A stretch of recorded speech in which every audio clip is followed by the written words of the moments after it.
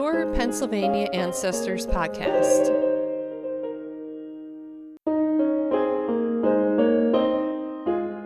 This is Denise, and in this week's episode, I talk with Amy Welch, president of the Western Pennsylvania Genealogical Society, and Marilyn Holt, who's the manager of the Pennsylvania Department at the Carnegie Library. WPGS and the Carnegie Library work hand in hand to provide a vast array of genealogical research materials to anyone 7 days a week. Listen in and find out exactly what WPGS has to offer for you.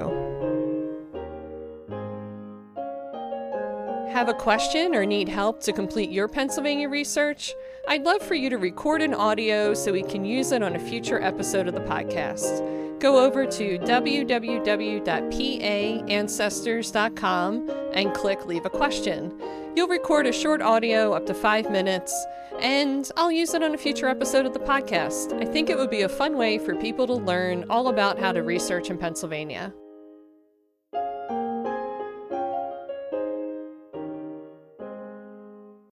This week on the podcast, we have the Western Pennsylvania Genealogical Society, and we're really fortunate to have both the president of the society and the manager of the Pennsylvania Room at the Carnegie Library join us. So Amy and Marilyn, welcome to the podcast, and please introduce yourselves. Tell us about the society and your roles. Sure.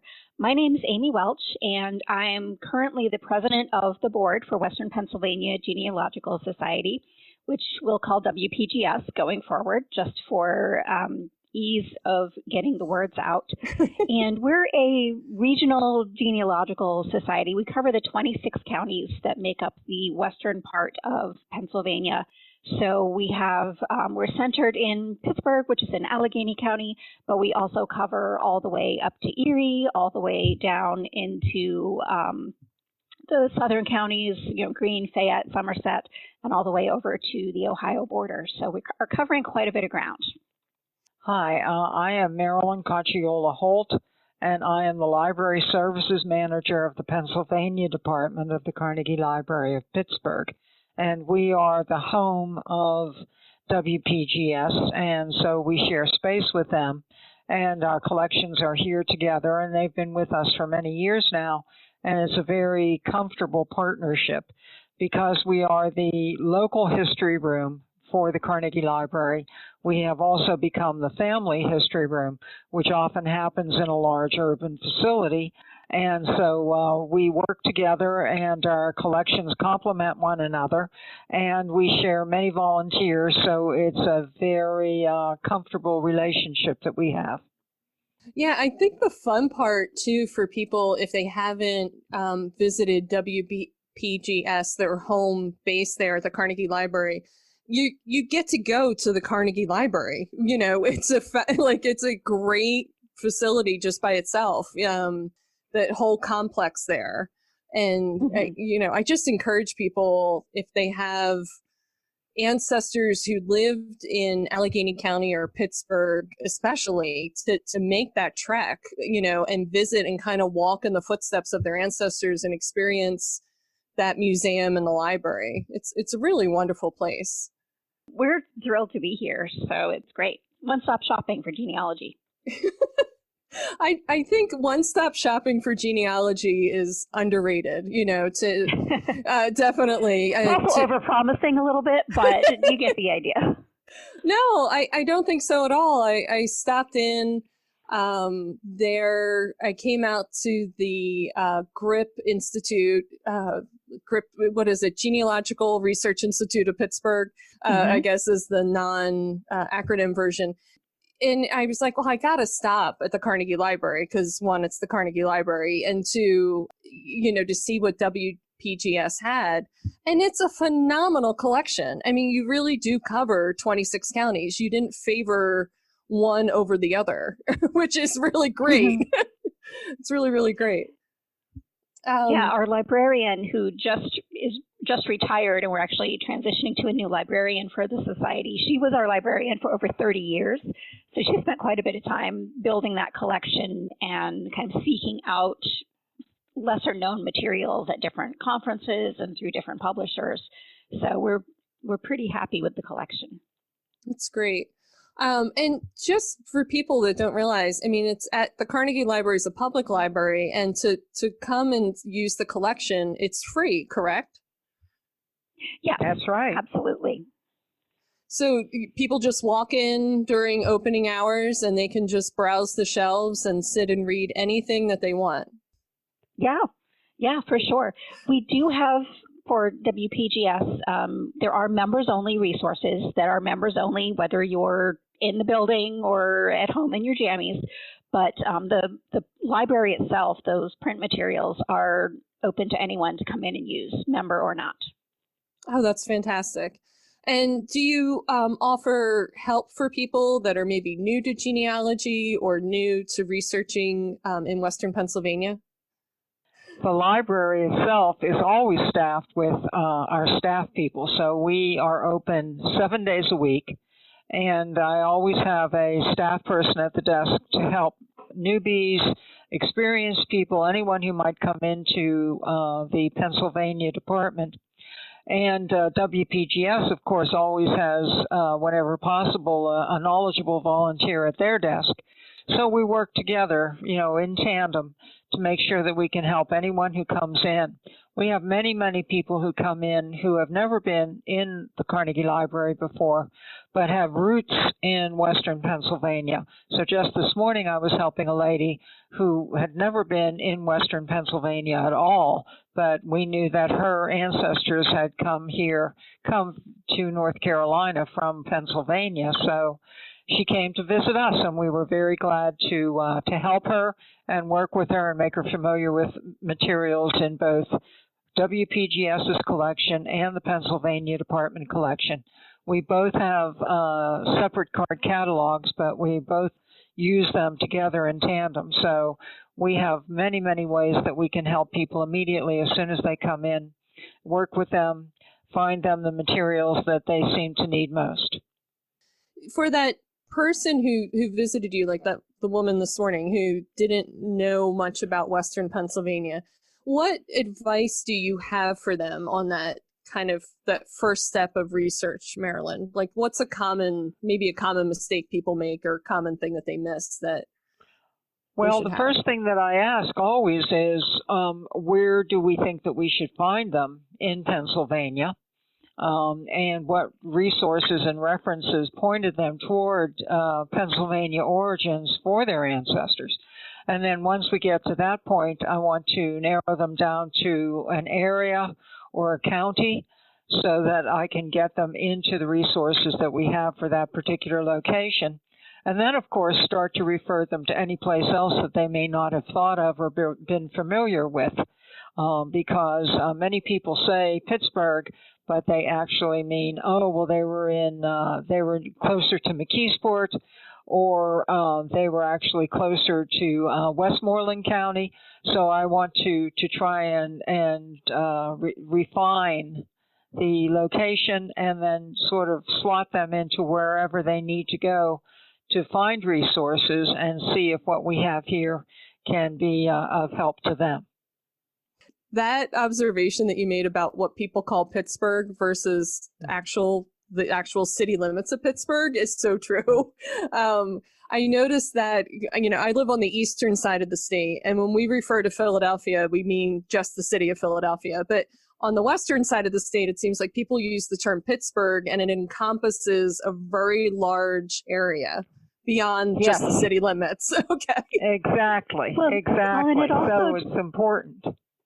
Yeah, and it also depends what time period you're talking about, because Pittsburgh's city limits have changed so significantly. We'll have people come in and say they're looking for records from Pittsburgh when they really mean Allegheny City, which is now the north side of Pittsburgh, but it was a separate city until 1907. So if they're looking for anybody in Pittsburgh, that part of Pittsburgh, before 1907, we need totally different records. So you have to know the history and the genealogy to kind of point people in the right direction. Yeah, that's so important. And 1907 for a genealogist is pretty recent. A lot of us, start last week. Yeah. Yeah, it's definitely last week. Yeah, so 1907, and that's one of those things that if you are new to researching in Pennsylvania, those changes in boundaries are really confounding for people because it really trips up your research and you think you lost someone or they moved and they didn't go anywhere or they Right. Can you talk a little bit, Amy, about in terms of the society? I know on your website for members, and you had mentioned this, you have some materials offered to members if they're member exclusive. Can you talk a little bit about that? Yeah, absolutely. So one project that WPGS has done for a very long time has been working with local churches to microfilm their records. And then because it is 2019, we have now moved into digitizing those records. We actually just transitioned into digitizing instead of microfilming first, but we've also taken all of the microfilm that we had in the collection where we could reach the church to get permission, and we've digitized that microfilm. So those are some of the members-only resources, those local churches where we had the microfilm version of the records. Those are now going online. We're working on indexing them as well to make them a little more user-friendly to people. And then going forward, our priority will be to digitize records as we start working with additional churches. Some of the other things that you'll find in the members-only section of the site will be additional records like that. There'll be some family information, some family files, but we also have the record books for the registration of deaths for Allegheny County that covers 1893 to 1905. And WPGS published an index to that record set a while back, and so folks can kind of poke through that index and get us a document number, and then we go running into the office and grab the document for the full death record for that period. As your listeners, I'm sure, know, the state of Pennsylvania didn't start keeping those records until 1906, so everything before that is kind of in scattered places, and so that index and set of records is one of the things that we do rely on to help point people in the right direction. And those death records are so worth the time to get, no matter where they're scattered to. I always recommend, you might find the index on an online search engine, or maybe like you said, a society will have the index and it'll list the date and the name and, maybe, parents if it's a child. But to find the cause of death and like maybe where they were living, and you never know like kind of what's on those. It depends on the county. So worth it. So the society and the Carnegie Library have worked together, it sounds like, for quite a long time. Has it been, did you mention 30 years? No, I don't think it's been quite that long. Yeah, before WPGS was with us, they were here in Oakland, but when they had to try and find a more permanent home, they decided that they wanted to move into the Carnegie Library with us. And our director at the time, Mr. Kronberger, was very, very happy to have them move in. And I was very happy that they chose to share space with us here in the Pennsylvania department. So we were down on the second floor at that time in a much smaller space. But about 13, 14 years ago, we moved up to the third floor, which gave us much more space. And both of us then had room for separate desks, and we were able to spread out. So in that time period, we sort of settled in together, and it's worked out very, very nicely. Thank you for clarifying that. I don't know if you want to call it a public-private partnership, but definitely those partnerships are wonderful, where the society has a home in a public space and people can access them much easier. It seems like that happens more frequently in the center to the western part of Pennsylvania versus the eastern part of Pennsylvania. The eastern part of Pennsylvania seems to be private nonprofit societies or archives that have their own places, and there isn't anything in public libraries. It's like we're two different states in Pennsylvania sometimes.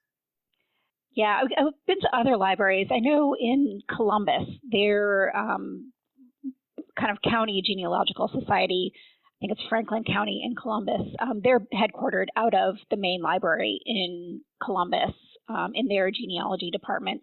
But I know they have volunteers who are available less frequently than our volunteers. So it's hard when it's volunteer-based because then you can only be available certain hours or certain days. But with this partnership, even if we don't have a volunteer available, people can still come in and get to a lot of our resources. And because we're sharing space, we try not to collect the same things in both libraries. And then full disclosure, my day job is working with Marilyn in the Pennsylvania department. So it just depends which hat I'm wearing on any given day, which job I'm doing. But yeah, we have a limited space, even though we've got a whole floor to ourselves. So we try not to have the same things, so that when someone is looking at one shelf, they know they're not going to be turning around to look at the other shelf and just seeing a repeat of the materials. But yeah, exactly. I think that's that's so important for people to feel like they have a good selection of what's there. I wanted to ask too, so if people had ancestors on the eastern part or center part of Pennsylvania and they traveled, like in the 1800s, early 1800s especially, traveled through the western part of Pennsylvania to get to Ohio or Indiana. Do you have things to help people with that migration? Our collection covers all of Pennsylvania. We are the Pennsylvania Room. And so I just had a lady in this morning that I was helping with research in Chester County. And her family had left Chester County in the early 1700s. And so I was able to find them. Luckily, they were Quakers, so I found them in Quaker records. And so we determined that they came from Carlow Meeting in Ireland. And so I gave her the address of the record keepers in Dublin to contact in terms of those early Irish Quaker records. So we help people no matter what county they're looking for in Pennsylvania, what area of Pennsylvania. We have complete sets of Pennsylvania county histories, and so I can just put them in there, Adams to York, and help them with any material that they're looking for there. We've also always collected any published materials for all of the counties, as well as having general how-tos and county histories for Ohio, Virginia, West Virginia. So we have people who are coming in and out of Western Pennsylvania, and we know that, so we have materials to help support their research in all of the areas contiguous to Western Pennsylvania. Well, that is really fantastic, because so often a local society will focus on a specific area and maybe have some things, scattered around some other things, but other areas. To be able to help people really be able to track their ancestors as they moved, because a lot of people did move west, across the state, and then, obviously even out of the state. I didn't realize that you had stuff for Eastern Pennsylvania. I feel like moving to Pittsburgh, because we don't have that. I mean, we do have that to some extent here, but it's not the same. The closest I can get to a comprehensive collection is the State Library of Pennsylvania. I mean, they have a comprehensive, all the counties collection, but I think you guys have more stuff than they do. But don't tell them I said that. No. Well, we work hard at it, and that's something that we've been collecting for years. But Amy and I work with the collection very much and massage it and make sure that if something is coming out that we think is going to be useful, we make sure that we have it. We've also taken certain parts of the collection, such as our immigration material and our military history, and placed them in very browsable areas, as well as the material that we think is strictly genealogical in nature, and place that under the heading of genealogy, so that it's very user-friendly, it's very browsable, and so serendipity can strike any one of our patrons anytime that they can. So that way they can pass back and forth between WPGS collection, Pennsylvania Department collection, and find that it's fairly seamless the researching. Oh, that's so wonderful.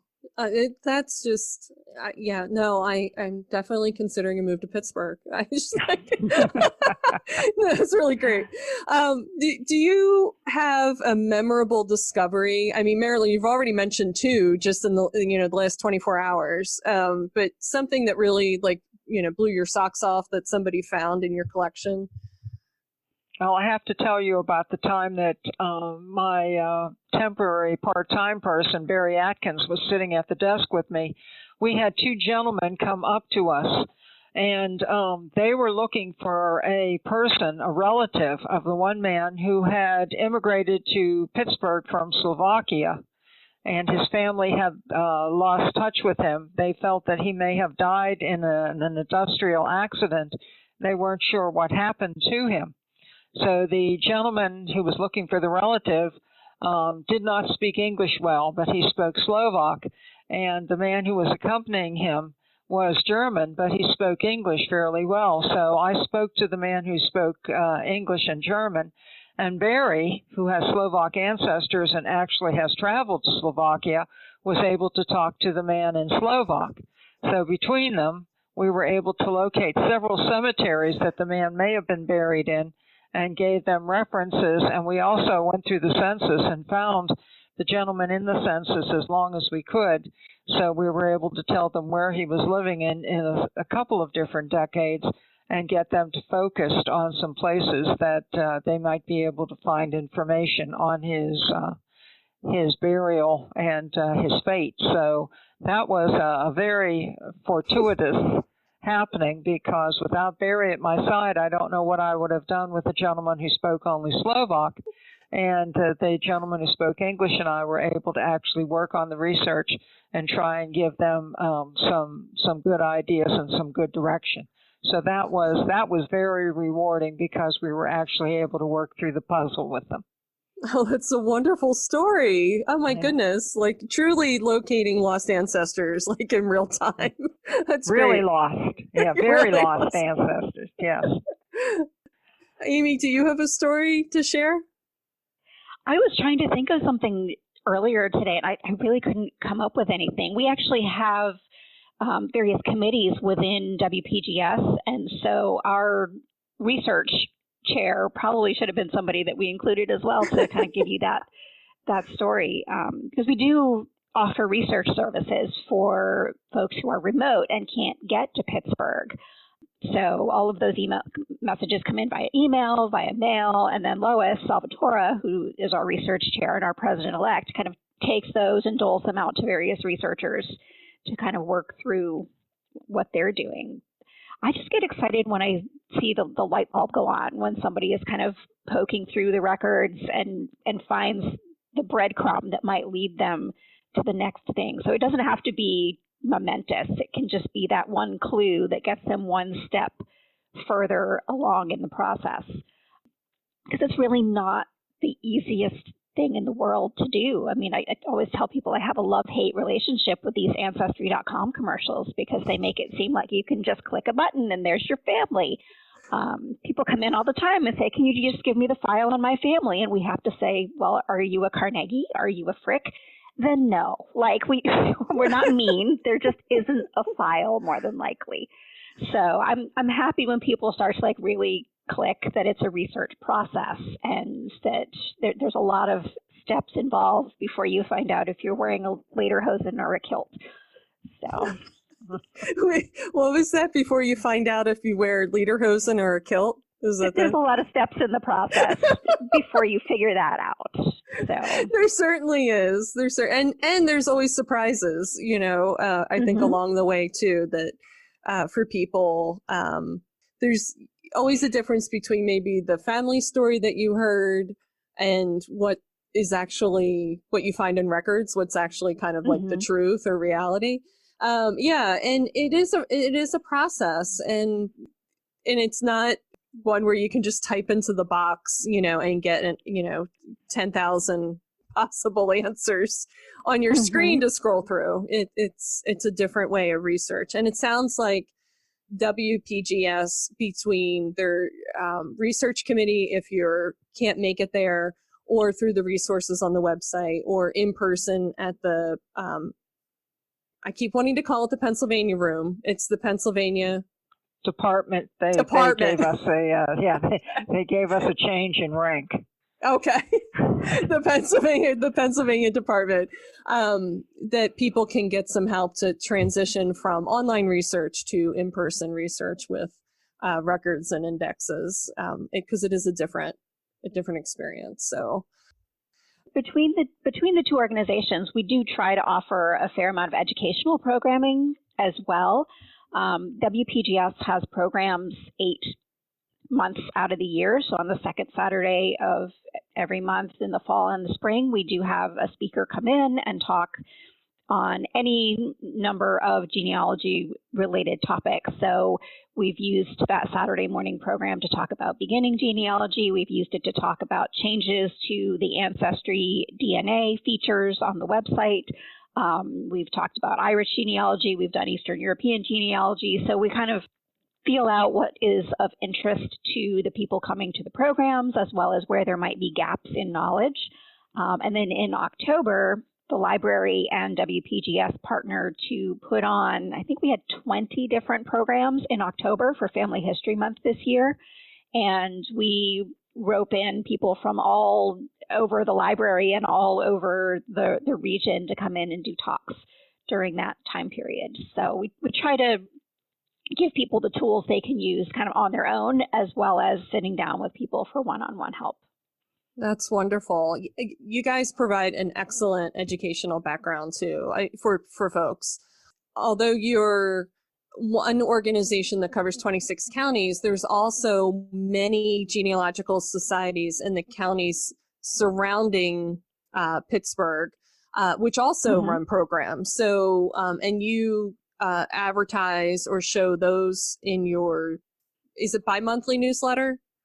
Bi-monthly. Yeah, bi-monthly newsletter, which is well worth the price of membership to WPGS. Just alone, the newsletter is fantastic. The online resources are fantastic.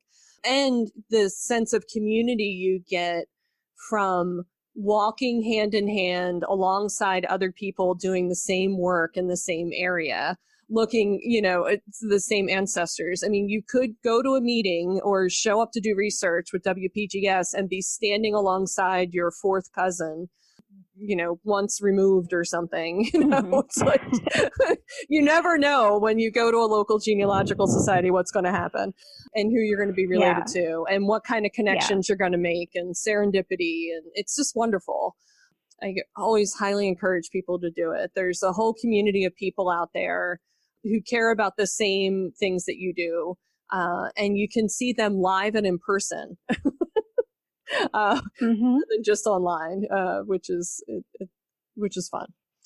Amy and Marilyn, I want to thank you for your time this afternoon. You just gave such a fantastic overview of the resources available, WPGS, and also at the Carnegie Library and the Pennsylvania Department.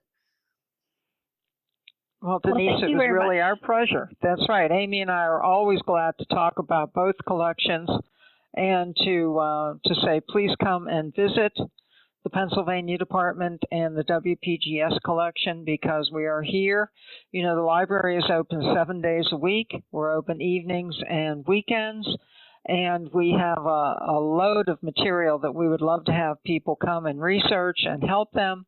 And we're very, very happy to have anyone, beginners and experienced genealogists, come and work with us so that we can assist them in any way that we can.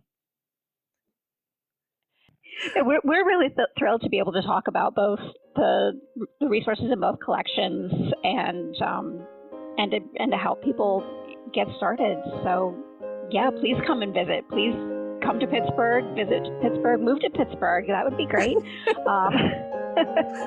We can always use more Pittsburghers. So yeah, there you go. Pittsburgh's a fabulous place.